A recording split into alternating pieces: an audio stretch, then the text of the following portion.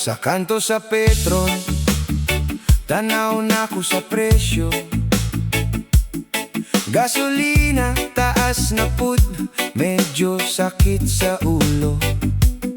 Sa tindahan, magpalit, taas ang presyo sa bugas. Pati utanan, nag-apekto sa tanan, nag-antos sa kataas. Ang mga bada, taas ang bayad, lapinig nga to merkado. Ang paggaon sa kanto, pansit humba nag-aumento. Negosyo nagaantos, puhunan hapit maziro. Looy kaayo sa mga gasolina, tanan nagantos, maong sakit ang epekto. Hay kalaay sa panahon, hay sa palitonon, hay sa pletehon. Sa pagkaon, sa sakyanan, bisan negosyo tanang kinahanglan. Hay kalaay sa panahon, ang tanan maglisod, di ta magpadaog, magtinabangay, bisan maghigda sa kahimtang. Ang mga pwesto sa merkado, nagpatigbabaw sa presyo. Matindahan o merkado, magpili og maayong panggasto. Bisan ang driver o rider, dungan sa kalisod sa mga tao. Tungod sa gasolina, nakabuntog sa tanan mga plano. Ang mga budget, taas ang bayad, lapinig nga to merkado. Ang paggaon sa kanto, pansit humba nag-aumento.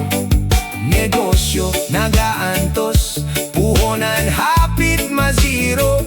Looy kaayo sa mahal nga gasolina, tanan nagantos, maong sakit ang epekto. Hay kalaay sa panahon, hay sa palitonon, hay sa pletehon. Sa pagkaon, sa sakyanan, bisan negosyo tanang kinahanglan. Hay kalaay sa panahon, ang tanan maglisod, di ta magpadaog, magtinabangay, bisan maghigda sa kahimtang.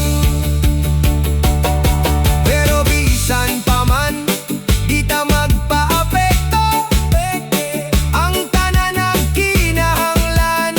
Pero kaya ra ang tanan, sama sa gasolina, bisan lisod ang agos. Ang mga tao magunong para dita, magpadaog sa kahimtang karon. Hay kalaay sa panahon, hay sa palitonon, hay sa pletehon. Sa pagkaon, sa sakyanan, bisan negosyo tanang kinahanglan. Hay kalaay sa panahon,